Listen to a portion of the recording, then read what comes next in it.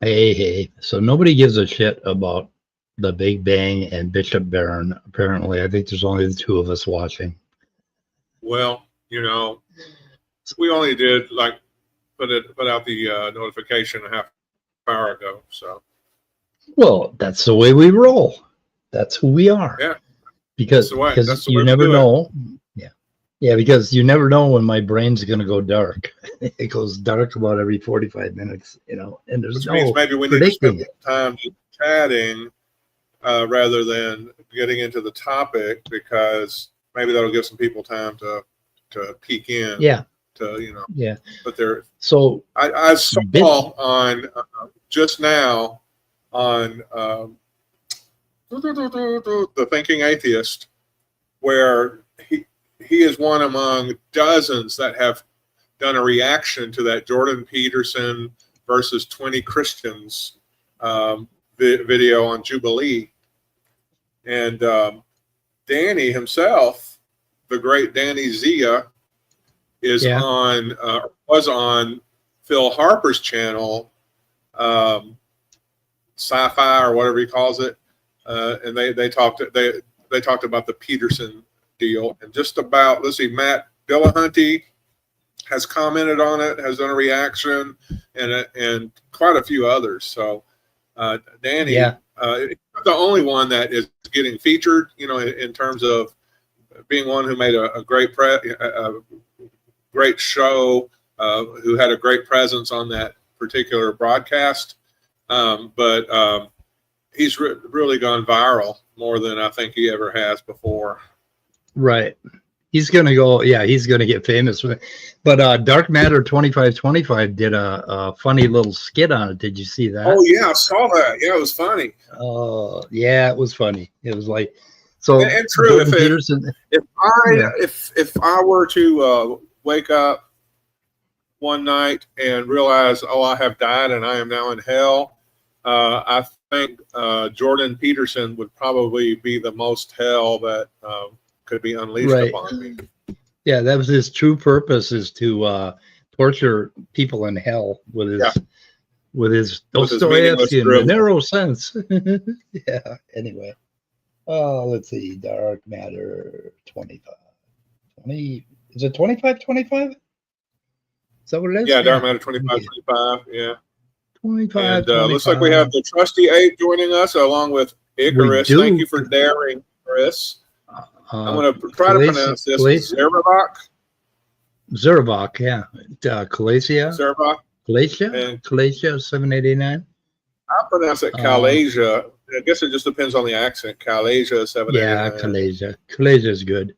Okay, so here's the Dark Matter thing. I don't know.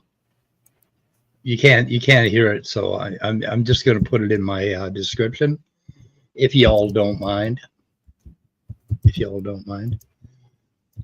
So anyway, let's see. Well, I got to get that done. Well, let me put it out in public chat. Here we go. There you go. So I think it's already out there. JP goes to hell. Yeah.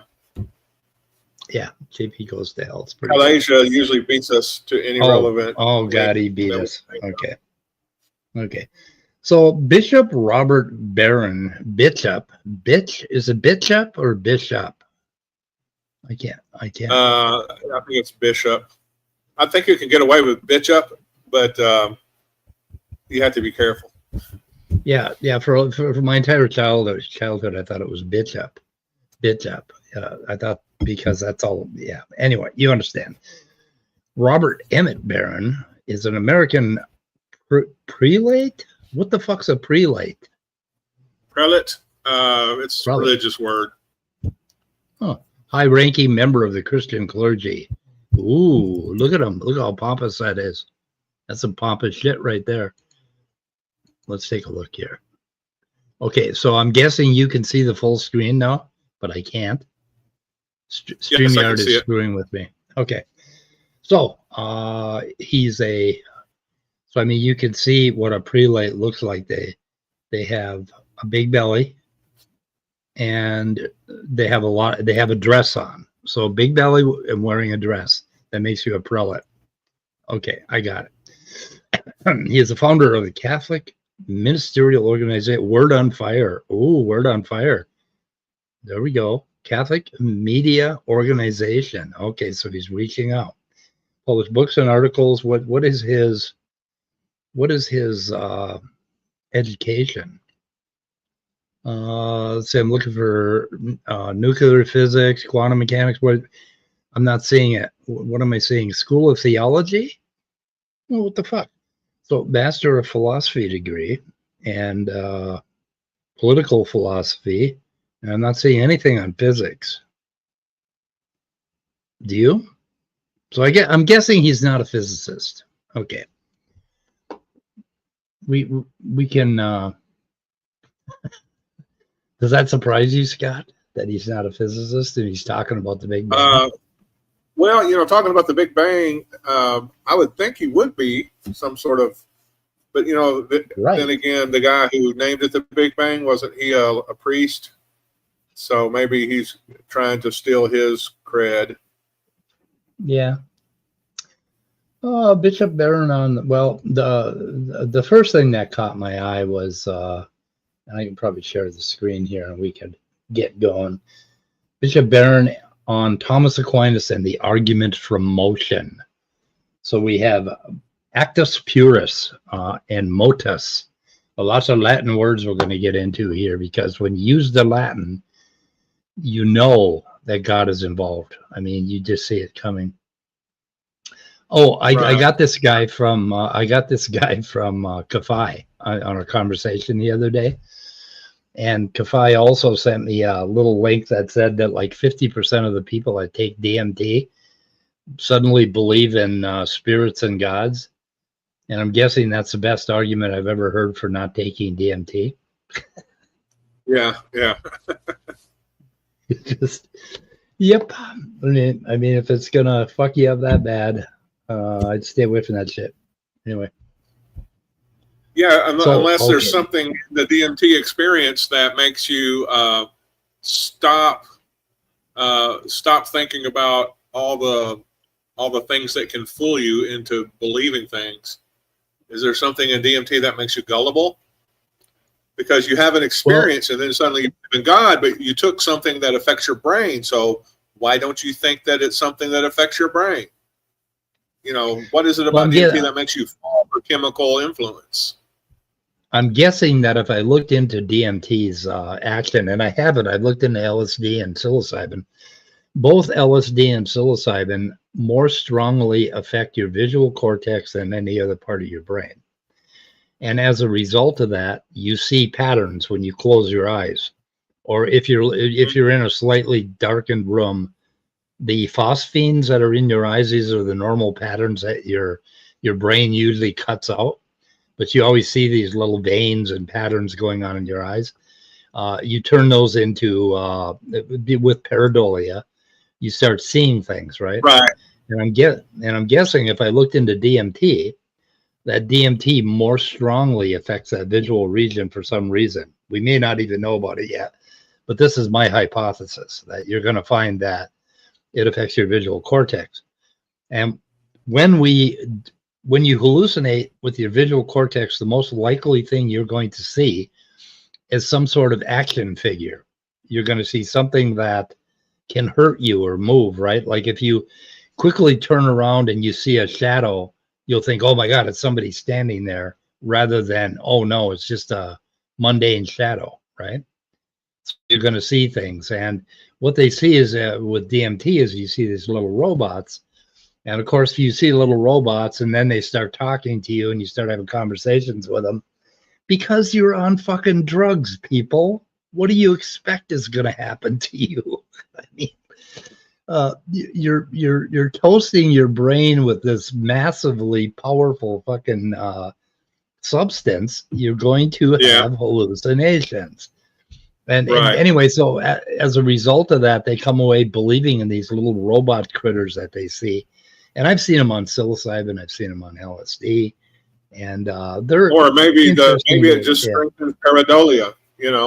If somebody could reach in the base of my skull with a screwdriver and increase my pareidolia my tendency to see patterns, would I start believing in things that I don't believe in. Oh yeah, there you go. Yeah. So turn up the pareidolia neurotransmitter, whatever in the hell it is. Well, that's pretty much our default state, is seeing things that can hurt us, basically. Seeing live things. Anyway, okay. So back to Bishop Barron. So I'm going to roll a little bit of Bishop Barron. So how do I do that? Roll that beautiful beam footage. Let's see. Image file, slide, share screen. Oh, no. I guess that's the one. You see him? Do you see him? I see. Oh, I know what I can do. Robert Barron. Okay. I can go. Oh, okay. He is there. Cool. So I want to go to theater mode. Okay. Now, wait a minute. Why is it not happening? Why is it not? Oh, now it happened on my Welcome, screen. Dave. How you doing, man? Hey, Dave. Hello. You're not holding your tongue right. That's the problem, Mike. Oh. My tongue? Oh. Got to hold your tongue right when you're trying to do something, you know. I know. Okay. So this is Bishop Barron, and I cannot see what is in my live stream on my StreamYard screen. So I may as well just throw the goddamn thing away. I don't know what's happening, but I can see it up above on my live stream. Anyway, okay, here we go. So this is Bishop Barron. I could leave the platform and see if you give back all control. It could be a problem with the fact that I have a certain measure of authorization and you have full authorization. Maybe they're clashing or something. Okay, go ahead. Yeah, get out of here, Scott. I will leave and let's see how it works. I will listen in to the live stream, and you can invite me in if you so desire. Invite me back in once you're done experimenting. Okay. Let me get out of here. Well, if Scott leaves, maybe I should see something. Nope, I still don't see anything. So it ain't that didn't help. And I don't think it's going to help if he comes back in, because I can't even see you on the screen, Dave. You're not seeing your comments. Is that what it is? No, I'm not seeing the live stream. What's being presented on StreamYard. I'm seeing the last thing. Basically, I'm seeing my little camera thing on the left, and I'm seeing a big blue planet on the right, and I'm not seeing you at all. It is really screwed up. They blew something. Probably in a recent update, they'll fix it eventually. Anyway, let's not let Scott back in. Oh, that'd be cool. Oh, I can't see Scott, so he's going to have to let himself in because I can't even see him on here. I'm getting no feedback from StreamYard at all as to who's in the studio or anything. Oh, now I see him. Okay, I'm going to add him to the stage. No, he added himself. Yeah. Nope, doesn't make a difference, Scott. Now it's even worse. Now all I can see is myself. Okay, anyway. Everybody else can see it but you. Yeah. Which is really bad because it's his channel. Because, yeah, it's supposed to be... It's my fucking StreamYard account. Like, Jesus Christ. Okay. You can always start over, you know. One of the unintended, but Huh? We did start over. Oh, you did start over? We did start over, yeah. Yeah. Well, I suppose I could get out and start a new... I'm sorry, guys. Let me try that. I'm going to get out and do a new tab. Otherwise, this is going to be a constant distraction. Okay. Right, go ahead.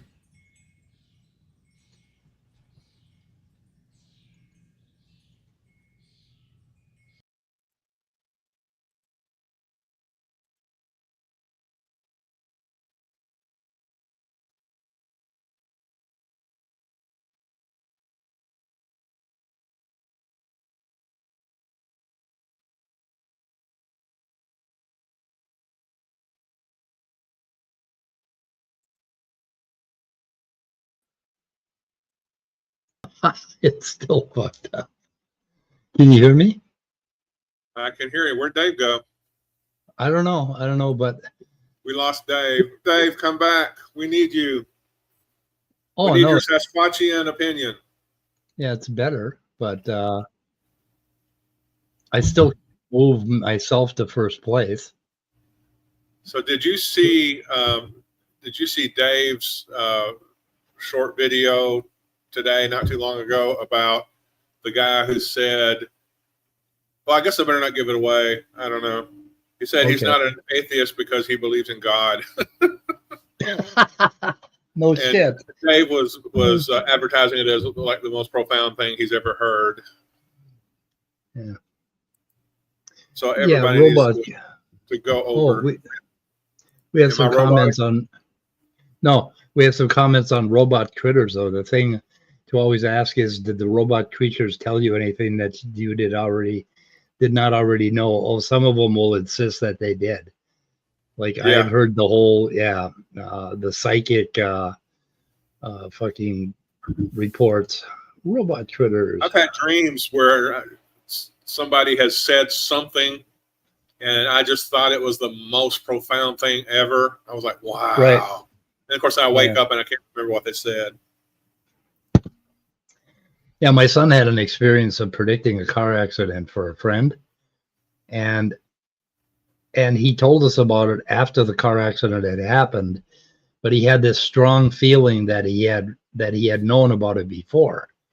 And my son is very skeptical, and he does not believe that he actually knew about it before, but something happened to his brain where he put the two events, he switched them in time. Yeah. So, yeah. And that happens a lot. I mean, your brain is made out of meat.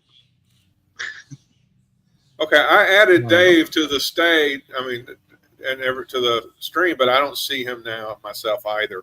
Dave, can you hear me? Okay. Yeah, I hear you. Okay. So you're having the same problem. No, I'm seeing everything, but Scott isn't. It's like, okay, well, that's fine then. You'll be less confused, and I'll just do what I can. Now I'm going to switch. I'm going to switch over to a different comment. Did it change for you?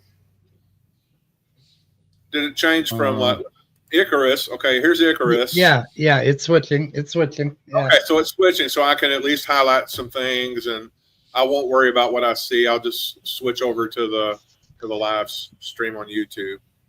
Yeah, the most important thing is to try to keep the old man as unconfused as possible. Well, that's the important thing. There is Scott. There you go. That's the important thing. Yeah, that is the important thing. Anyway, okay, so I'm going to roll this for a minute and see what he says about motion. Oh, wait a minute. Here we go. Roll The consequences of the new atheism is a renewed interest in the classical arguments for God's existence. So a lot of Catholic evangelists and apologists, eager to stave off the new atheist critiques, have recovered these rational demonstrations. And the atheists, eager to defend their position, have entered the fray. And I think in the process, these arguments have found a new relevance, and actually in the give and take of both advocates and critics have been refined. So I want to revisit Thomas Aquinas, famously gave us 5 arguments for God's existence, but he said there is one that is the first and more manifest way, the argument from motion. I can lay it out very simply and schematically. Things move. Nothing moves itself. There can be no infinite regress of moved movers. Hence, there must be some first unmoved mover, and this all people call God. So that's the argument. You lay it out would very. You be able to pause it and let me call bullshit on something? Yeah.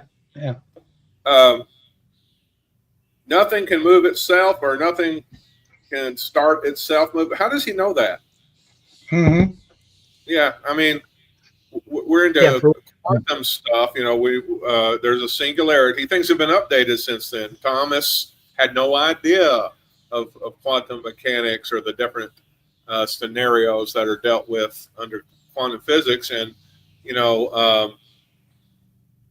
maybe at the quantum level, which is what the singularity was supposed to be, if I'm not incorrect. And if I am incorrect, I'm sure our viewers and listeners will tell me. But I think that at the quantum level, particles can come into existence for no reason, for no given reason other than it's probability, and it's time for that one to poof into existence, that Right. part And of the universe or yeah. whatever. So how does it radioactive decay too seems to happen for no particular reason? Yeah. And did he probably did he not learn that in his priesthood classes or something, where I see he didn't get any college degrees in astronomy or physics or quantum mechanics? Maybe he got them during his priesthood training. I don't know. Yeah, and the other thing is relativity. I mean, there are particles in motion. Nothing is moving them. They're still moving, right? Because unless something stops them from moving, they're going to keep moving. And so depending on which frame you pick, you're going to have some things that seem like they're still and a bunch of other things that look like they're moving. And then, of course, if two particles hit and they sort of bounce off each other, which one caused the movement? Which particle?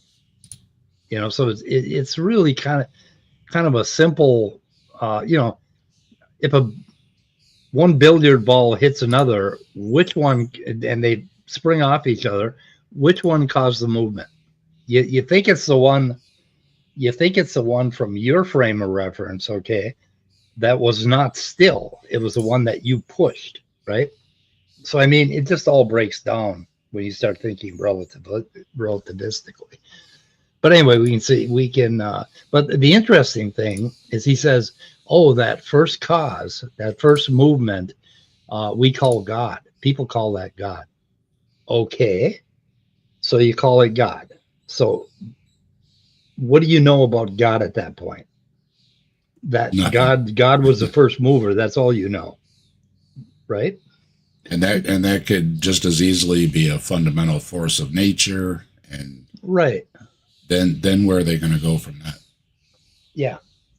Yeah. How do you get to your Christian God from that? And how does Aquinas do it? Of course, back in those days, Aquinas, when was he, Scott? Years ago, right? He's not alive right now. He's not currently teaching. No, he's an old one. He's an old dude. He's an old dude. I don't know. I'd have to look up the biographical information, but yeah, he's medieval, maybe. Yeah, he's pretty old. Anyway, so he didn't know shit about shit. He didn't know about relativity or any of this stuff. Yeah. Oh, no shit. Wow, he's dust. I mean, he's not even dust anymore. I'm not sure. He's probably fungus by now.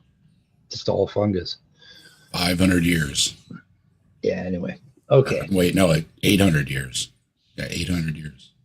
Yeah, let's see what else this brilliant man says here. But he's got us by the short hairs now, man. But now let's examine it a bit to avoid some of the misunderstandings that have happened over the centuries. I mean, from the Middle Ages till today, that argument has been seriously misconstrued. First of all, the word that Thomas uses is motus in Latin. And you can render that as motion in English. But motus has more the sense of change, not just change of place, what we call motion, so the motion of my hand, but it means any kind of change. So someone growing in knowledge, someone learning a language, being born and dying. I mean, all these are forms of motus in Thomas's sense. Motus he characterizes as the transition of something from potency to act, from potential reality to actual reality. And once we see that, we see why his second principle holds that nothing can move itself. If you're undergoing motion, you're in the state of potentiality. Think of someone now who's learning French, right? He doesn't know French. He's potentially in possession of. Okay, let's unpack this a little bit. Okay, so he leaps to this like these macro concepts like when you die, you change, right? And he's saying that that's not just motion, but it fucking is, because your blood is pumping 1 minute, and then it's slowly over the course of the 10 minutes that you've been dead, quits pumping, right? Quits moving around. So now it's not moving anymore because the the heart is no longer contracting. So I mean, do you see what I'm getting at? That he's kind of leaping into this intuitive idea of potentiality, something potentially can move, and that it actually moves, So philosophers do this all the fucking time. They trip over their language, and then they come up with some profound conclusion, like God. Anyway. Comments, or should I move? I'm wondering where the picture came from, because the young man in the white T-shirt there looks like my son from the back. Oh, wow. Okay. Well, does he know French? No. Okay, it's probably not him. Okay. Well, Either that or according to our friend co-pilot, modus specifically means the transition from potentiality to actuality, but the prime mover, I guess, is the one that began the whole chain of change from potentiality to actuality. And as skeptic philosophy pointed out, there's nothing impossible about an infinite regress. And I talked to the Grayson about this before, and he says there's nothing in physics, as far as he knows. Correct both of us if he's wrong. That nothing prevents an infinite regress. So you can just keep going back. You don't need a prime or a prime mover or the first mover or whatever. As far as physics is concerned, there's nothing that says otherwise. Dave, am I hearing a bird in your background or my background? Yeah, we got birds. Okay, all right. I thought there was maybe a fight going on in the skies outside my house or something. I've been turning it on and off. I think those are the starlings that are going at it like that. They're pretty noisy. But okay, you got birds. Do you got shotgun? The wife has a lot of bird feeders, so okay, including oriole feeders, hummingbird feeders, all the different types of feeders, the small stuff, the big stuff. She's got everybody covered. So basically, Aquinas wasn't really talking about just things that are moving, but things that are changing from one state to another. I think is how you could describe it. Although specifically he talks about from potentiality to actuality, which, okay.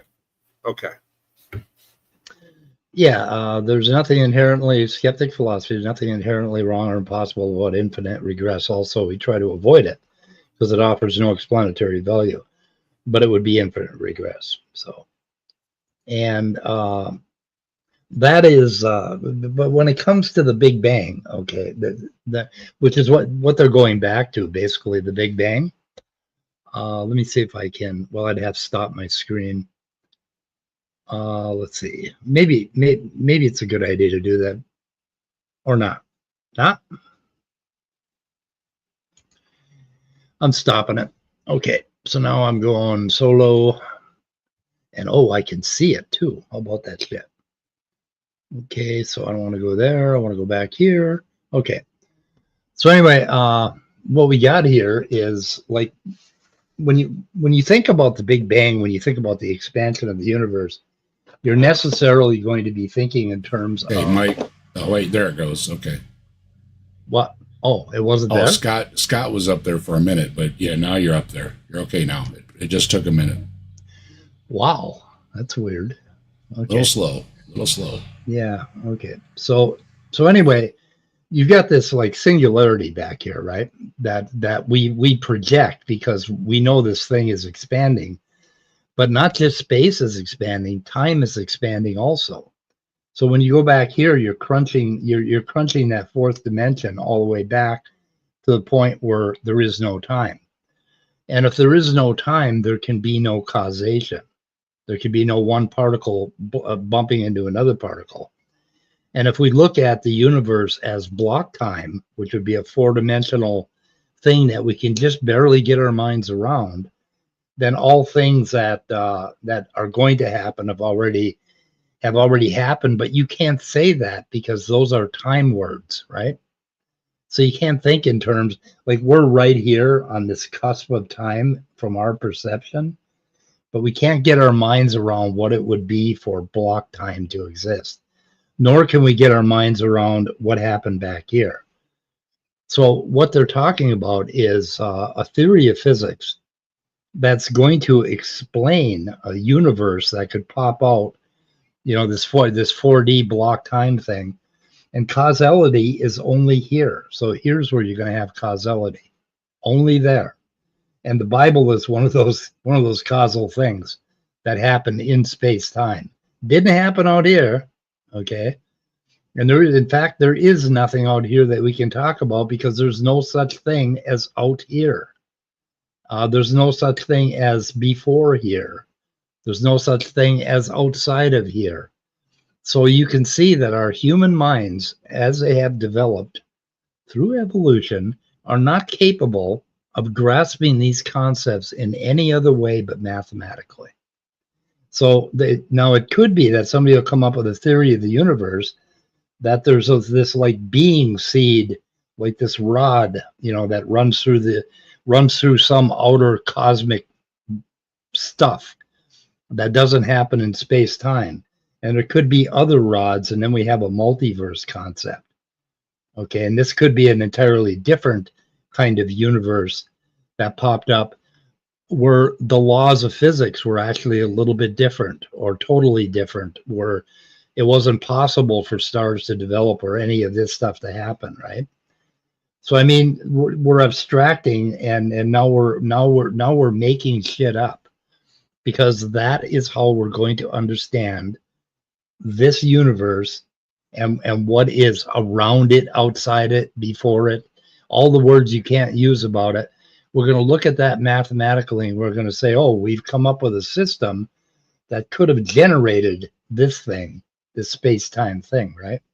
But there is no causality out here, and there is no distance out here. So another universe would not be 20 miles away or 20 million light years away or 1 trillion light years away, because there's no such thing as away. So if there are multiple universes, they're all in the same spot, basically.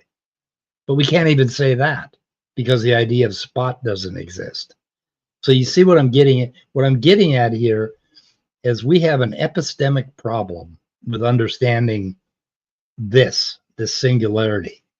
And that epistemic problem is only going to be solved with mathematics, and we're never going to be able to intuitively get our minds around it.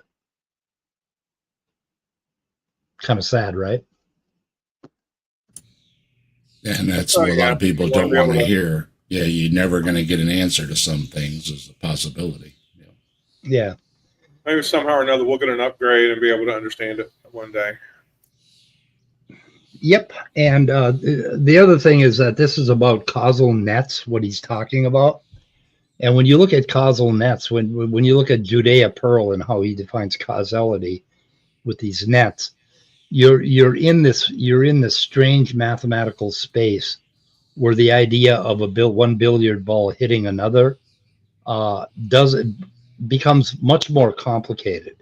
So when you hit one billiard ball and it goes and hits another, you're looking at that entirely from your frame of mind, from your frame of reference. And you're saying that, oh, I'm moving that. But the billiard ball that's being hit could be another frame of reference looking back at you and believe that it was hitting you in some manner. So, I mean, you can't reduce physics to this school children idea of causation. And that's what the man is doing. So have I said enough? That's enough of that. Present. And ultimately, you got a long way to go, even if there is this force, even if you call it God, that it's Yahweh, because if this super all-powerful being actually created the universe, I don't think it did a magic zoo boat. Yeah, and how the hell did this, how is this super powerful being that is the one source of the universe, that little line, those little lines I showed you, that being seed, how does it have a mind and intent like men do, like apes? Like apes walking around on a little speck of dust in the cosmos. That's what we are. And we take our minds and what we do, and we play billiards, and then we look out and say, oh my God, there must be a super being human primate monkey that's playing billiards with the universe. And that is just fucking insane. Getting back to the idea of fallacies, wouldn't that be a fallacy of composition? Once again, assuming that what is true, potentially true of the parts, it also therefore must be true of the whole.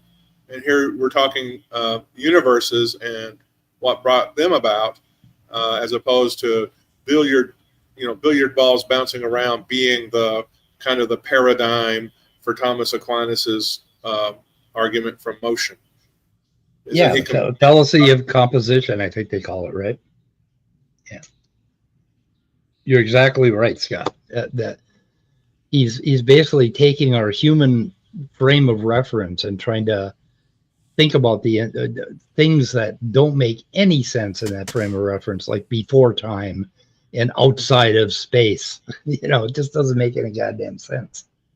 Now, of course, what comes along with that is also, and I don't know in terms of fallacies what it would be, maybe some sort of bandwagon fallacy, but aren't you going to have people going, now, come on, you don't think the universe just started itself, do you? Come on. Yeah, right. 5-year-old knows that things don't set themselves in motion,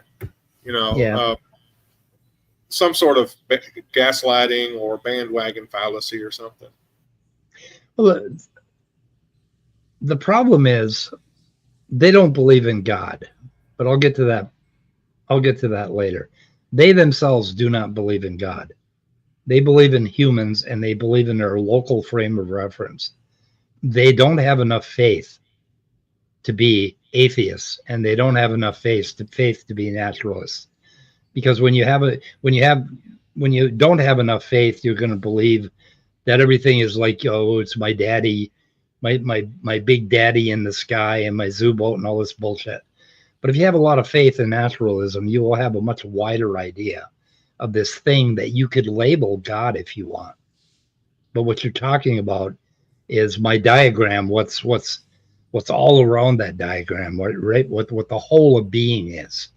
And if you have a lot of faith, you can be a naturalist and you can be a scientist. But we'll get to that.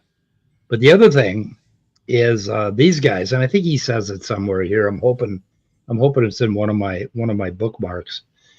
They think that if we don't know everything, if we can't explain being, if we can't explain the Big Bang, if we can't explain how abiogenesis happened, then God is a better explanation, because God does in fact explain it. So if I can't explain how my car got on top of the tree, then a better explanation would be to say that God did it, right? So, I mean, it's better than admitting that we don't know something to make up some magical fucking bullshit idea, or a fairy put it up there, or a leprechaun, or, a unicorn. It's whatever. It's so insane. It so lacks humility and faith. And it's not even God of the gaps anymore. It's just a placeholder until an answer is found, because as we point out, so many things like lightning once was attributed to some god that was mad at you, and now even Ken Ham has lightning rods on his ark. So there's quite the acceptance of the natural and dismissal of the supernatural in just a short period of a couple hundred years. Earthquakes used to be something sent by God. Now we know that it's tectonic forces, faults, plates rubbing up against one another, and every once in a while, the pressure just gets to be too much and it snaps and something moves suddenly, and no God required for that explanation. Yeah. And like Mike said, God has a mind and it can do things. Well, that means there's got to be some kind of a substance, that you can examine where all these memories or everything of the God mind is, and it has to Right. be in some kind of time, or it can't do anything. So they're Yeah, always, thinking. they flip flop back and forth, including, he's trying to tell you all about God, but the Bible says right in it, you cannot know the mind of God. And then you've got mysterious ways and everything else you throw in every time they say, well, we can't know what God's doing. But let me tell you all about God. God's the first cause. God is this and that and everything. And it's like, it can't be both. If you're going to stand back and say, look, I just don't know, then, just leave it in the God category. But here we go again. They can't just stick in the faith. They have to try to, slip in some science or whatever else it is to bolster a supernatural idea that you cannot do with science. Yeah, so they frequently use the word, they will say things like, this demands an explanation. Like Otangelo will say, the beginning of life demands an explanation. We have to have an explanation. What if we fucking don't? What if we don't know? It's like, there's nothing demanding. I mean, we are like I say, we're little tiny squiggly primates on a speck of dust in the middle of the cosmos. What right do we have to demand an explanation for anything? We have explanations for, it's when you humility. refer to inanimate objects or inanimate processes, I guess you would say, and say this demands an explanation, that's pretty much poetic language. What you're meaning is, I demand an explanation, and I'm going to have a tantrum like a 2-year-old until I get one. Until I get one. Yeah, and that's a little bit different. And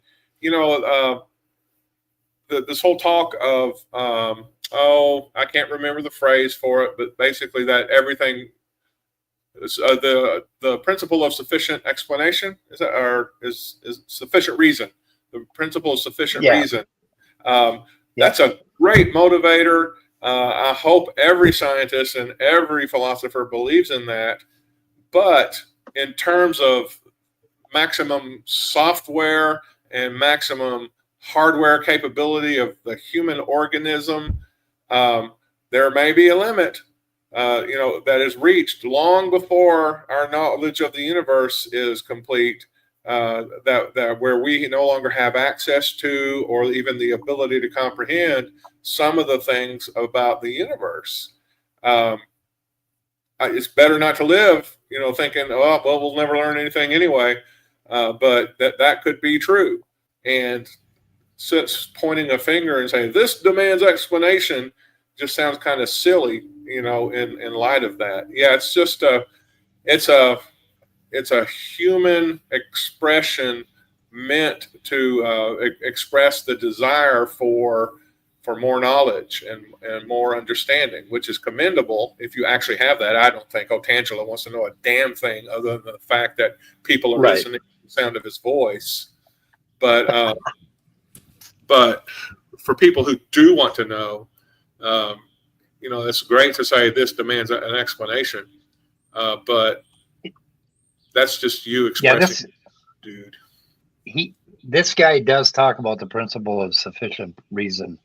PSR is a claim that reality is never brute. Every fact, event, or truth attains because there's something that makes it so rather than not so.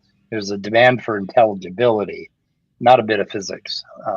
And so ChatGPT kind of gets into it. Nothing is without reason. I won't try to say the rationale. I don't know. Which is a great unsupported assertion to make. Yeah.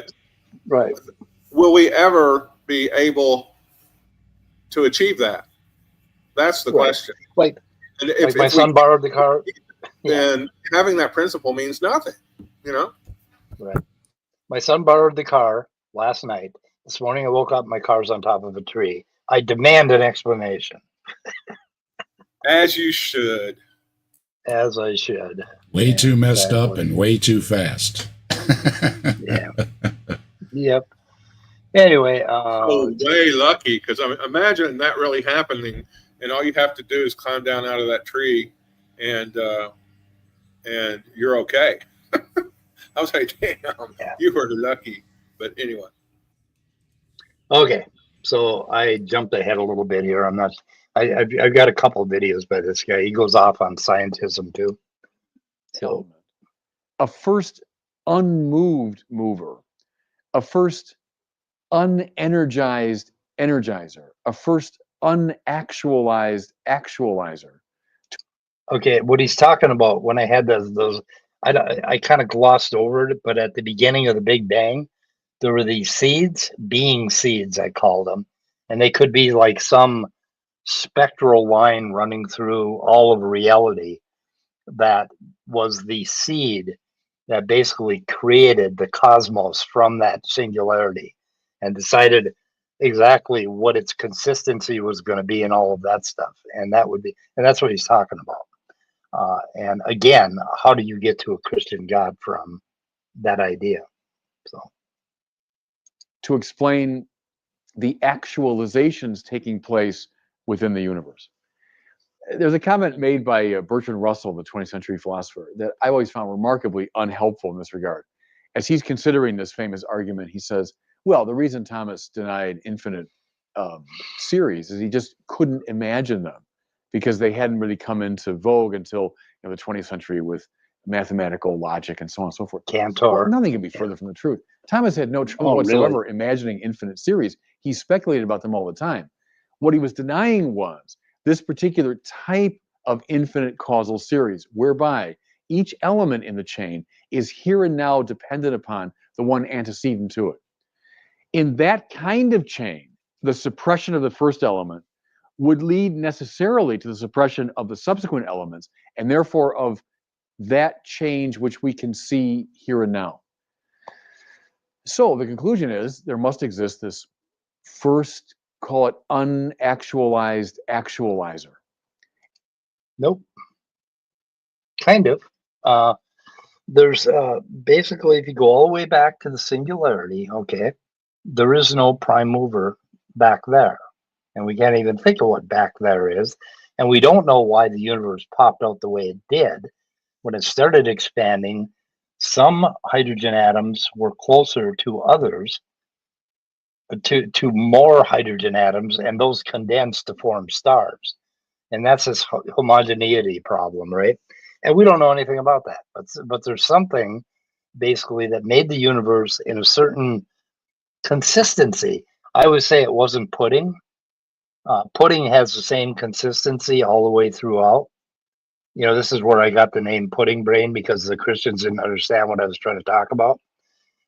There was some sort of a lumpiness to the universe, basically. And Leo could probably, hopefully, tell us more about that, what the ideas are for that. But if there hadn't been lumpiness, then everything would have pulled on everything else in the same exact way, and nothing would have condensed to form stars and galaxies and planets and humans. See what I mean? So there was something, but it wasn't a prime mover. It was a prime structure. So there was some structure to the early universe that made the universe we have today. And we don't know what that is. That's what I think it's one of the big problems in cosmology, is trying to figure out what the hell that is.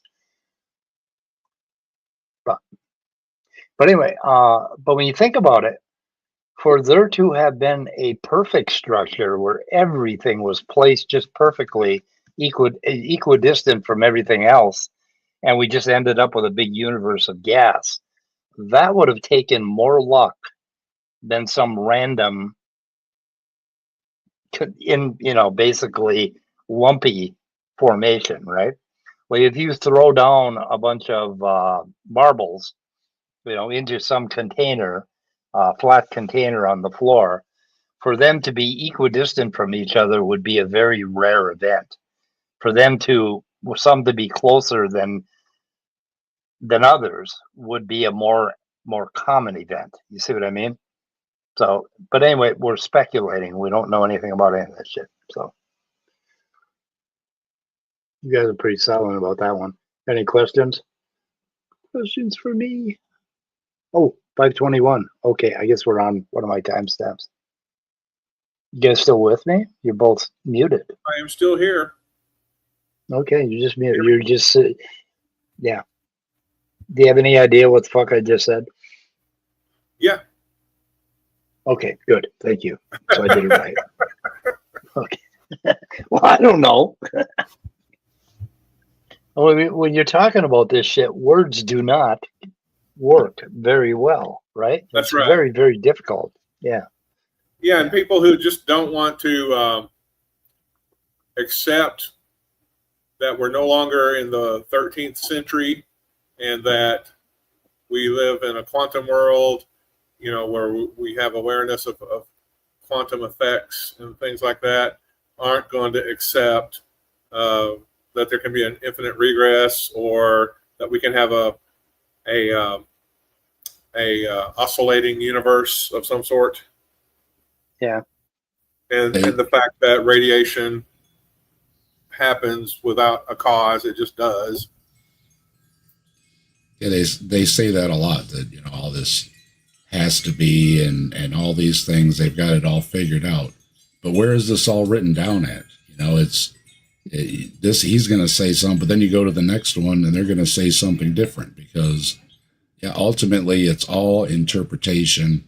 And any of these apologists that have rattle off all these things, it's always different. So it's not like they're coming to the same conclusions either in their apologetics or hermeneutics either. Hermeneutics, yeah. Yeah, that's all they've got is the Bible tells me so. Because the Bible is the source of all this bullshit, right? I mean, I don't understand what other source there could have been other than this moldy book they got that actually was caused in space-time long after the Big Bang.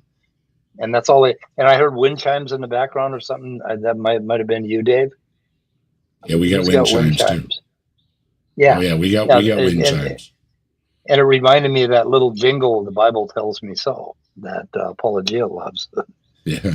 So I got to get that as a clip. And it was just the other day too. I saw a couple videos, and in one of, I don't remember what they were explaining, but the apologist was explaining something, and then I saw another video that was on the same topic, and he explained it a different way. So just flipping between just one video to the next, I got two different explanations without even going to the third or fourth or fifth video. Right. Yep. Okay. So see what and then the little tagline at the end: "This all people call God." Yeah. Now, at this point, there are some agnostic atheists who say, the argument's fine. I think the argument is logically airtight. They know that an infinite causal series violates the principle of sufficient explanation. I mean, if you say, it just goes back indefinitely, well, you haven't explained anything. They understand that it's a violation of this most fundamental law of science, that you've got to find a sufficient explanation. Okay, it's not a fundamental law of science. It's something philosophers came up with. That was yeah. Yeah, that's like saying the law of biogenesis. It's not a scientific law. You don't know your terminology. Yeah. Nope. Yeah, anyway. Explanation. But they will balk at that little tagline at the end, and this all people call God. Okay, I don't. I mean, if you want to call it God, if you want to call it Big Bloop, if you want to call it Big Fuckaroo, I don't care what you call it. I like calling it God because it's a nice short word. And I have enough faith to believe that I have no comprehension of what that God is. Okay? And that's what's wrong with Christians. They don't have enough faith to believe in God. Only atheists do. Well, it wasn't the Higgs boson nicknamed the God particle? Yeah. Okay, so you can call it the Higgs boson, or you can call it the God particle. It doesn't make either. It doesn't make it supernatural, because they found a natural explanation, and that was another thing that was predicted to exist, and then they discovered it, and that makes great science. Yep. Oh, let's see. So we got that little bit there. I am going to jump ahead here. I don't know. We only have 4 people watching, so I don't think anybody's actually interested in this bullshit anyway. So In the Latin, energeia in the Greek. I love that. It's a term that Aristotle used a lot. Energy. he loves Latin and Greek because it sounds all mystical, you know. Makes you Right? sound like the Catholics. expert. Yeah, If Catholic. you can The explain real something first- in another language, then wow, he must know what he's talking about. When in fact people argue and come to no real conclusion in other languages as well. Right. And there's Okay, always so is the this supposed to? there's always a mystique too, like citing Aquinas or any of these people that lived a long time ago. Like they knew better 1,000 or 2,000 or 5,000 years than people do today because it was a long time ago, and it's written in this really neat book with this fancy, Latin or whatever, and so it must be true. And it's like, no, it's thousands of years out of date. I mean, Okay. come on. Can you see my cursor poking God's nose? Yep. Oh, so you see cursors now. I think they changed that because you couldn't before. Anyway, is this supposed to be God? What the fuck's he got toes for? Why God got toes? Why God got a beard? What's blowing God's beard in the air to the left? Why is he leaning down? What is he doing? I mean, this is their idea of God, and that looks like a man to me. Does that look like a man? Yep. It's But like, it's how do metaphorical. they get? Yeah, how do they get from the cosmological argument to this bullshit? Because It if doesn't make horses have a any god, it is, of course, a horse, a magnificent horse. No, yeah. Yeah. Okay. Yeah. First mover. If you've really come to this reality, you found that thing which is utterly energized in its being. Did you see that? Okay, that looks like my diagram, sort of. Okay, I had those lines which I call the being seed that made the Big Bang blow up, basically the expansion of space and time. Yeah. So I mean it's kind of the same thing, except that I admit that I don't think it has a man shape. I don't think it has a man shape. I think Not very somebody's stealing. likely. I think somebody's stealing your artwork, Mike. You better copyright that stuff. I should copyright Thing, that. which is utterly energized in its being. That means realized in its being. And can, in principle, receive no outside influence because it's the first element in this causal chain. Matter or energy cannot be this reality. Why? Because matter, or to use the more contemporary, We fucking know that. We fucking know that. Matter and energy and all of that inside that little bubble, that space-time bubble, right? We're not saying that it has some existence outside, that there was some other matter that made it. Because as we pointed out, there's no concept of made it when you go outside of that space-time bubble. I mean, it could just be that all there is in all of being is this one block time universe that we have right now. That's blowing up and expanding. Or there could be many of them, or there could be some other concept that is way beyond the idea of even many. And when he's just talking shit. When they talk quantum physics too, don't they kind of say like energy kind of phases in and out of existence? Kind of like a sine wave. Yeah, that's one idea and one interpretation that basically it can be, that particles can actually like pop up in this quantum foam or whatever. Yeah. I mean, it gets pretty witchy when you get to those concepts. Oh, let's see, we got 806, 808. I'm gonna run ahead here and see if he says anything. But there are plenty of ideas about that though. Even if they aren't proven, they have ideas about it. So it's not again that nobody knows. They have ideas. They just you have to have them proven out though. Yeah, and they're mathematically they work to the point where we can run experiments and say, okay, we can verify that, right? But at some point, we're even going to run out of those experiments, and we're just Well, going to be stuck with. yeah, a that's pure where they get like mathematical idea. they get other dimensions and things like that, because when they use those, Right, all of a sudden the math works, but they can't. But right. they'll say, well, you can't prove it. It's like, no, but it makes the math work, so it's a possibility. Yeah. And those other dimensions aren't space-time dimensions like we're used to. They're something entirely different. They're just a mathematical tool for understanding the structure of whatever's going on. Well, Stephen Hawking had another dimension too, because when he was talking about the singularity or whatever, that it almost was like in another dimension, and that then there's the absence of time and everything because it's all different. Yeah. That's what do you call it? Imaginary time, because it's rolling onto itself like a spinning or a donut turning in on itself.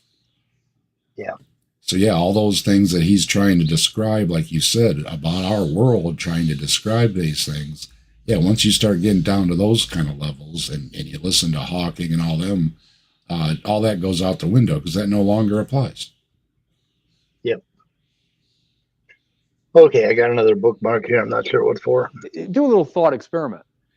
I've been hinting at it already. Oh boy. Oh boy. Imagine some existing thing. So this stole, or one of these books on the bookshelf.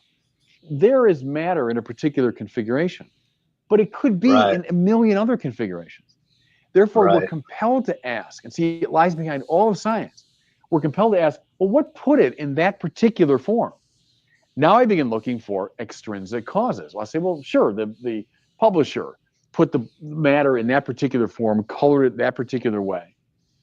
Fine. It could be 1,000 other forms, but it's in that form because of an extrinsic cause. A mover, if you want. Right. And if you look at a pile of rocks, if you look at a pile of rocks, you could ask yourself, why is this particular rock in this particular place at this particular time? How are you going to answer that question? Well, there are a lot of other rocks, and it there's gravity and blah, blah, blah, blah, and on and on and on. And it's the same thing. But he uses books as an example because these guys they do not have enough faith to leave the realm of human framing and human thinking to get outside and actually look at what causal nets are actually like. So anyway, like I say, and again, Mike, he's stuck again. He's using these natural explanations like a book to try and explain something that he believes is supernatural and beyond understanding and explanation, and you can't demonstrate it or anything. But once again, he's using something he knows in the natural world to try and make some kind of bad analogy to something supernatural, and that doesn't work either, because it doesn't. The supernatural doesn't follow the laws of nature as we know them. That's why it's called supernatural. And Scott, I swear there's something in the Bible where they talk about the inability of man to comprehend God, to comprehend this whole thing outside of itself. And I don't know how they word it exactly, but I think whoever wrote that may have actually understood the impossibility of depicting God as a human-like thing or a mental there thing. are definitely passages out of the scripture that you can grab to say to build such a doctrine, such a belief, but there are also other passages that make Yahweh just another god, like the pantheons of other cultures. The doctrine that we're talking about is that of ineffability, which has been which is I think a lot of evangelicals have totally forgotten about. But there's the teaching that God's nature is ultimately beyond human comprehension and expression. We can speak about God using analogies and metaphors, but our language always falls short of fully capturing his essence, which I think is something we can also say about quantum physics. But exactly, there has always been the teaching that God is ineffable, incomprehensible, and impassible, that he has no emotions. So what they've done is kind of taken Greek philosophy and put Catholic accoutrements on it, and then said, here, this is what your God is like.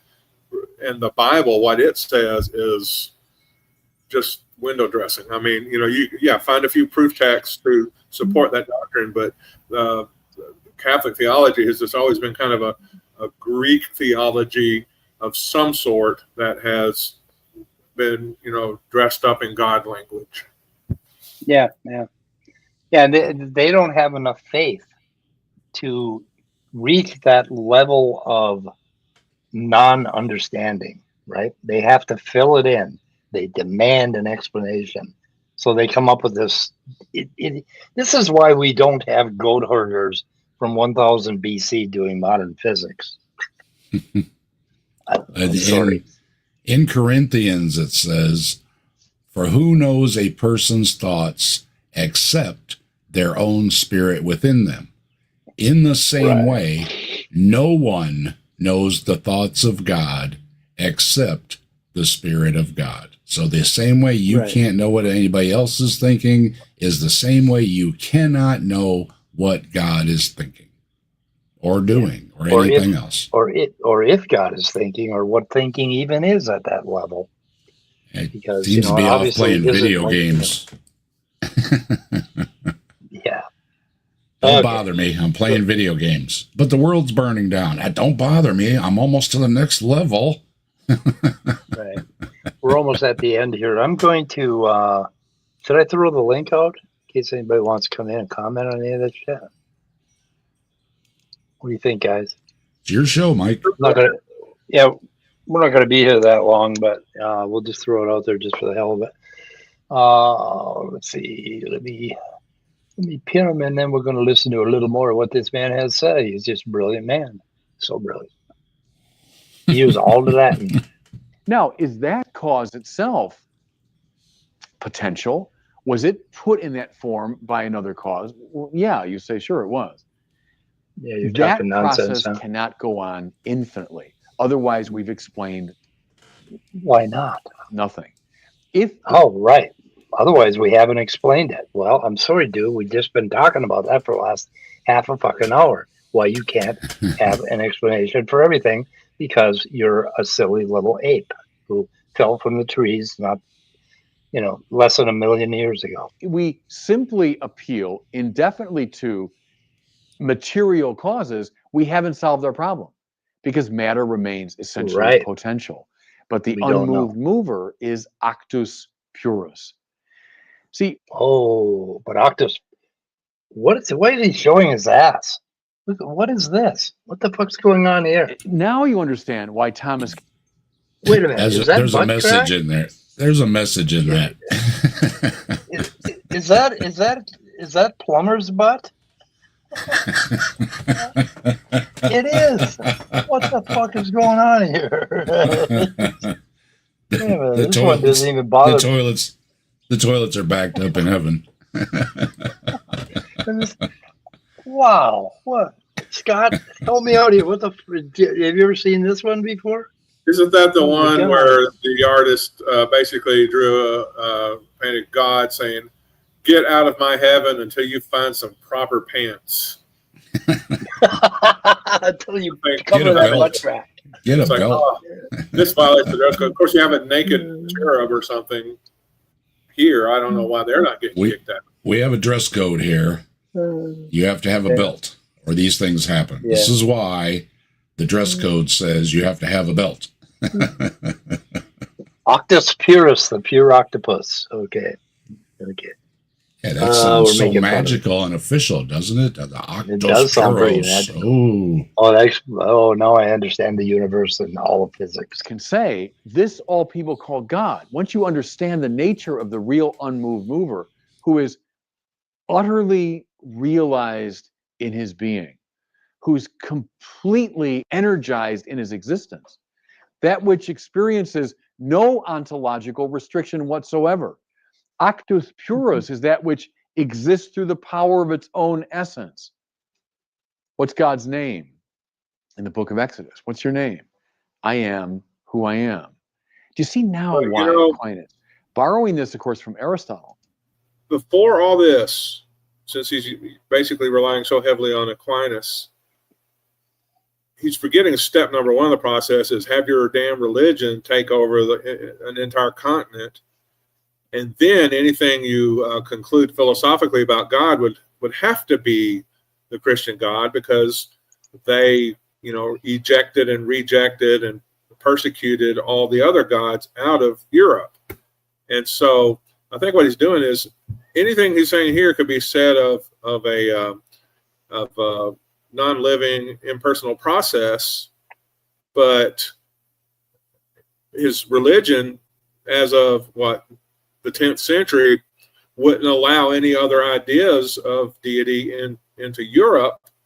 So it's his God that gets to be this prime mover, and so it's really kind of a moot point. You're going to believe what we say about God because we run the whole show. And so, but take that away. What's he saying is there has to be something that caused everything. There has to be a prime mover. This pure energized actuality or whatever, it just sounds like bullshit. I don't think physicists use that kind of language. No. Maybe he needs to talk to a physicist. Maybe he has. I don't know. Of course, if you talk to a believing physicist, you're going to be safe in whatever that physicist tells you. So. Of course you're going to conclude that it's your God because you own the God market. You've got it cornered. You've got a monopoly on it in Europe. As of the time that Aquinas came out with his philosophy. Yep, and I think we've reached the end of this guy. But can very reasonably make the correlation between actus purus, the unmoved mover, and what all people call God. Oh, Prophet King, priestprophetking.com. Did he say what all people call God? Yeah, all people call God, I guess. I don't know. I'm not sure if he said all. He might have. That's assuming everybody except for that's reflecting the power dynamic that they've been living off of for so many years. Right. And I don't think I put the right video in the description. Did I? No, streaming. Okay. Why? StreamYard likes to put little ads in my description. They've been doing that lately. And I wonder if they let me cut them out. Yeah, they got to.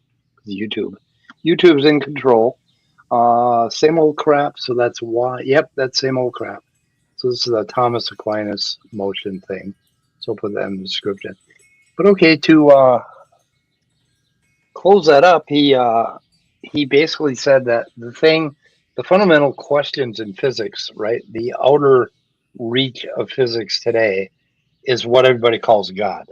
And I'm fine with that. If you want to call it God, call it God. Just don't tell me that God is going to show his butt crack or he has to have toes or any of that bullshit. I'm just not believing that stuff. Or Magic Zubo. I don't believe him. Magic Zubo, don't, because all that shit,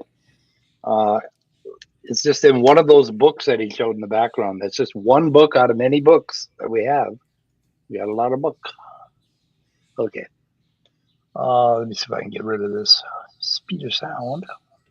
How do I get rid of it? Stop screen. And now I'll put us back. We're back. We're back. So I went through some of this concerning arguments for God based on the Big Bang. What does physics say about causality before the Big Bang? The short version. I might make myself bigger. I'm bigger again. Space-time itself reaches a boundary of physical description at 10 to the minus 43 seconds because time is part of what ends. Asking for a temporal cause before the boundary is like asking what's south of the South Pole. Several quantum gravity candidates, bounce models, embryonic brain collisions, loop quantum cosmology, Penrose's conformal cycles, which I kind of like. Many physicists, therefore, say that cosmological first cause arguments rest on concepts, absolute time, unbroken classical causality, that do not survive the physics of the earliest universe. So that's what I'm saying. That's a very concise way to say it, right? You're not on the screen. You're not on the screen. Scott is. What? What the fuck? Oh no.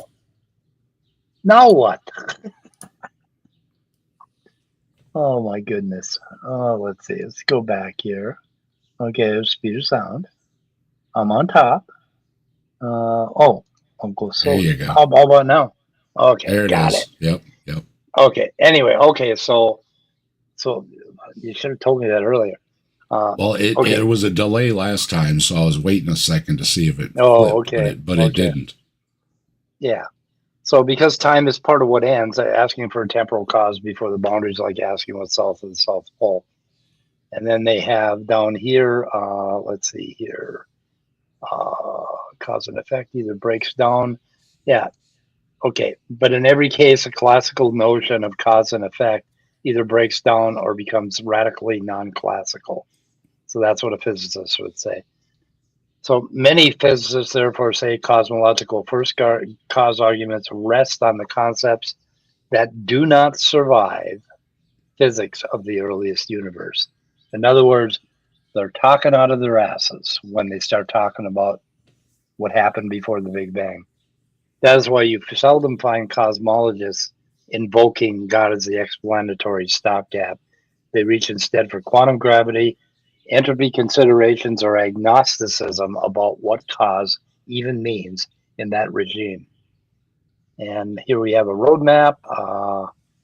We got the Hawking and Hartle's no boundary proposal, and other things where we're just speculating. We're doing a lot of speculation, and we have different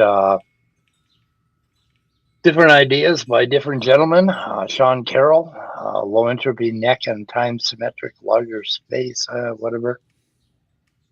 Cosmologists bristle at Kalam style arguments. Why? By the way, we were talking earlier about videos that have gone viral.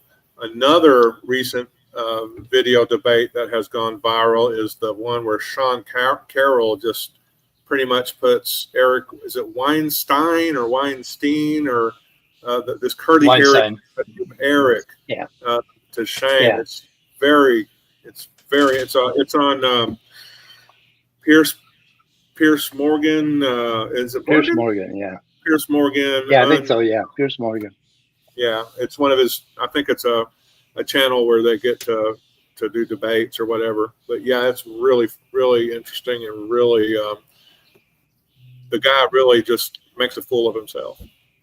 Well, Pierce was pushing him on the you can't have an infinite regress or whatever we were just talking about, and Sean Carroll said there's no reason that you can't. And Sean Carroll said that he leans towards the kind of the Penrose idea where the universe just keeps expanding and then collapsing, expanding and collapsing, and just does it over and over forever. Yeah, but Penrose does it in a weird way where it keeps expanding and then somehow the markers are moved. It doesn't collapse and then expand again. The expansion becomes the collapse state at some point for another cycle, right? It's really some odd mathematics. But Penrose is a real genius mathematician. Yeah, either way, it just keeps on going. And then he was, Pierce was saying, "Oh, but that doesn't make any sense." And it's like, well, it doesn't matter if it makes any sense. He said, as we mentioned before, there's nothing in physics preventing it. Now, if you can find something in physics that prevents it, then they'll have to answer the question. But until then, they said that right now there's nothing preventing it. Yeah, if you want to talk about making sense, you're necessarily talking about what primates can understand today. How we develop as organisms in the universe and what we can grasp concerns trees and rocks and planets and gravity and all that. And we're not that good at thinking outside the box.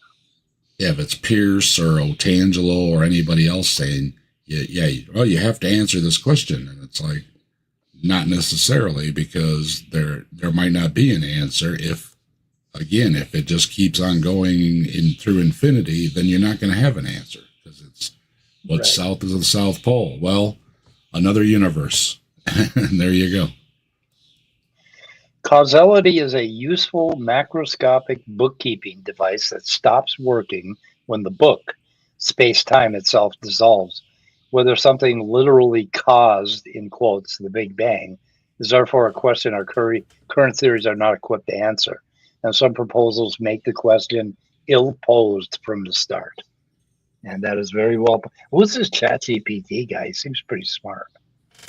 I think it's Dr. ChatGPT, right? Well, I think he got a degree at Biola, but so a lot of people haven't even heard of Biola, I guess, and when you look at creationists, the Biola University seems like a big thing, but I think it's a small college. That's why they get Agnosticism. Yep. Let's see. Agnosticism is methodological, not theological. It closes no doors to metaphysics, but it refuses to make metaphysical arguments dictate how physics must behave beyond its tested regime. So who are you reading Anyway. right here? Is this ChatGPT or is that dude Barron? No, ChatGPT. Okay. It's Yeah, I don't really ChatGPT. trust people named Barron. No, I don't. And Von Barron, doesn't that sound like a villain? Baron, like Bishop Von Barron, I want to say. He doesn't actually call himself Von Barron, but when I was a little kid, all the villains were named Bishop Von Barron. So, in the cartoons I watched. Yeah, I don't know. yeah. Problematic. Definitely. Did my screen actually change this time? Yep, it did. Yep. Okay, we're back. Anyway, now he's got some other wonderful things on scientism, and oh my God, he's just got. I've seen him a around. busy man. Yeah, I've seen him around. Yeah, the one on scientism is kind of interesting, where he talks about we just can't explain why a book has meaning. Science can't explain why a book has meaning. Yeah, it can, if you got the patience to listen to Yeah, I think why you would have humans to find be meaning. aware of the cognitive sciences, the cognitive neuroscience, and then linguistics. Why does it have meaning? It's because we decided it has meanings and we assigned meaning to those little marks and things. It's basically me grunting and you grunting and me knowing that, okay, you're just having a boring day, And the argument falls apart when they say if you just spill ink on a page, it doesn't mean anything. And it's like, it does if you give that spill design meaning. If that blob of ink means yes, and everybody agrees that blob of ink means yes, then it does. Yeah. Then it can have meaning, because, like you said, it's not what's on the page; it's what we give the meaning to it. So whether it's ABC or just blob, blob, blob, circle, square, triangle, whatever you use, if it means something, it means something. If it's just a big blob of ink stain, it probably means that the writer was sleepy and fell asleep and knocked it over. There you go. That's the word for sleepy. When you got a big spill across the page. And you'll find that this is the case for every single damn one of the things they come up with, like morality, meaning, human rights. Human rights exist because humans got together and decided they do, basically, right? There's no such thing as human rights if humans did not exist. And human rights are raccoon rights. taken away because a bunch of fucking idiots voted for Trump this past election. Right, yeah. Got rid of them. Yep. Oh, Elon Musk showed up at the White House with a black eye. I don't know if He was high as a kite when he was in the Oval Office. Did you see him? I know, he was fucking, yeah. The He way looks was like he's at a Pink Floyd show, and he's just going, dude, look at the lights, man. Yeah. He's just, he's not good at covering it up. He's toast. I feel kind of bad. I feel kind of bad for Elon. He he's like this super billionaire, and he thought he could do anything, and he found out that everybody hates me. Yeah, and you know what? He's pushing his luck. He's doing uppers and downers at the same time, and that's a bad mix. Yep. We'll find him in his hot tub. The story is Floating in his hot tub. he lost control of his bladder. He was doing so many drugs. Yeah. What did he admit that? Why would you? Yeah, look it up. It's going around the news that, supposedly, what is it, ketamine or whatever he's doing? Yeah, if you do it too much, you start to lose your functions. And then when he needs to get back up, he's taking Adderall. And those two aren't supposed to be taken together. And you know what that does to your heart? That's what did all those folks in with the speed and everything else. You know, your heart wants to go and your heart wants to slow down at the same time. You got drugs telling it to do the same thing. And then the heart goes, okay, I'm going to stop. Yeah, fuck you. I'm confused. I'm done. I don't know what you want me to do. I don't know what you want me to do. I believe it. I'm just going to sit still. For as bad as, for as bad as, a lot of those pharmaceuticals are, mixing them is the worst thing you can do. That's how we've lost a lot of folks. Yeah. I'm really sorry. And the ketamine thing,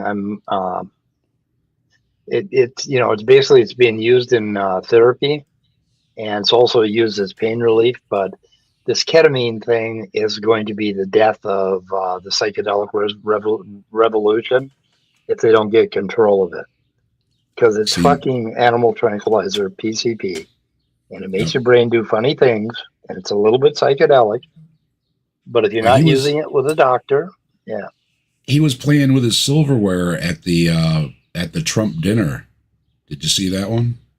No, I didn't see that one. You know where you take your fork and spoon and knife and you kind of hook them together and they'll all kind of balance on your finger. You know, it's a little parlor trick people do. That's what he was doing. Yeah. And he's staring at it intently, like, dude, you know what I mean? Do you see this? It's like perfectly balanced, and he's just mesmerized by it. He is high as a kite, and I guess he's doing shrooms along with it. And there was something else. Somebody named the things in his little box he carries around. Yeah.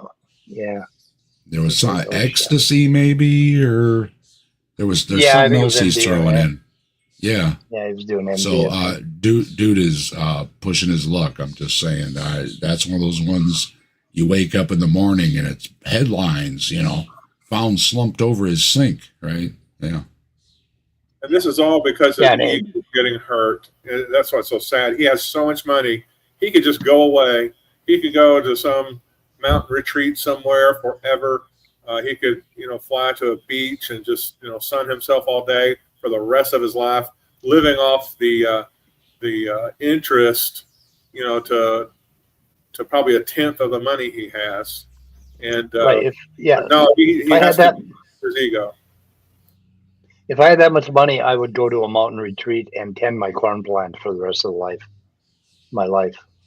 Just tend my corn plant and keep it growing and water it and nurture it. I think it's Sir Richard Branson. He has his own frickin' island. So, you can, you want to get away from everything. You can buy your own island. You can write your own constitution. You can say Elon is the greatest and smartest ever and post it all over your island. Is it one of those islands where they hurt people for sport? Wow. Maybe we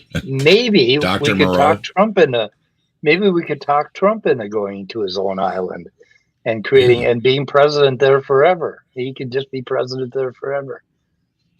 That'd be a great idea. Or just set it up as some sort of simulation where he thinks he's still president, and you just he wakes up there one day and he starts presidenting the whole world from that little island, in that little simulated world. And maybe we can get back to the business of having a sane political system and economy. Jesse Dallimore just reported that, and this was reported before, Trump's been in office 100 days now or something. He's read his daily briefings 14 times because he doesn't like to read stuff. And before they were kind of dumbing stuff down. And they're apparently doing it again and trying to put in like little animations and stuff to keep his attention, because he doesn't like to read his daily briefings on things like the intelligence report on, I think they were who's even doing what. having those Fox News readers do it. Like read the briefing, something. Yeah, they want to do like little video things. Yeah, like Fox News, exactly, to keep his attention, because he doesn't like to read. That's why he likes watching Fox News and all that crap. He doesn't like to read. And 14 days out of 100, and yet he's the one yelling, "Oh, we're one step away from World War III." And if it's like, well, you wouldn't know it, because how many days is it going to be in between where you read the intelligence briefing? Cripes. He's such a clown. Oh, and how about those Canadians? They decided that we pissed them off, so they lit Canada on fire. And right now it is so smoky in Minneapolis, Minnesota, that we can't breathe. We're choking. It's supposed to head our way too. I heard about it. My missus said it's coming our way. So yeah. We're higher than we were at any time last summer right now today. I think, I don't know, my son said something about 200 or some fucking thing. But it's like going outside and walking for a half a block, like smoking 6 cigarettes. Like, it was hazy here. Was it last year or the year before when they were real bad? It was hazy during the day, and in the evening you couldn't see hardly anything unless it was a full moon or something. We got clear skies, and I can't see the sun at all. It's just all fog up there, all haze. Yeah. Just Samuel Adams, Just the Haze. Do you know what that is? Sam Adams, Just the Haze. It's a kind of beer with no alcohol. I know it's a brewery. That's about it. Yeah, it's non-alcoholic beer. Is Sam Adams Just the Haze? Beer? Yeah, well, not even near. They were just Norm just passed away from Cheers, right? And yeah. They were showing an interview, and they said, aren't you drunk drinking that beer all the time? And he said, no, it's near beer. And he said, and worse yet, it sits on the set so long, filming. Oh no, it's warm. It's warm and flat. So he said, I used to drink it, but then if you notice other times, he kind of just tips the glass, and if you pay close attention, he's not actually drinking it. He's just, and then he just kind of licks his lips a little bit. Yeah.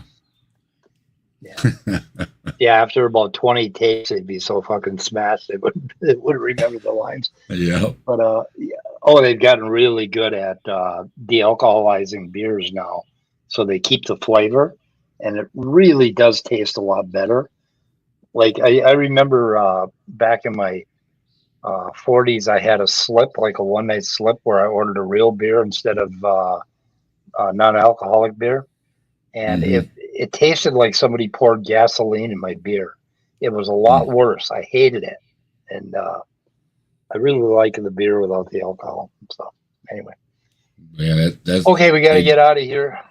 They need to work on the flavor, indeed, because I remember the near beers were just like so watery tasting, and like they put a couple of drops of beer flavor in there type thing.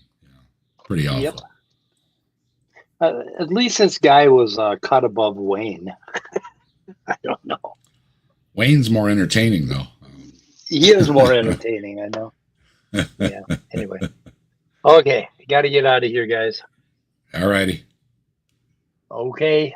So we're leaving. Thank you all four of you. Goodbye, everybody who decided to stop by. See y'all later. Goodbye, crew world.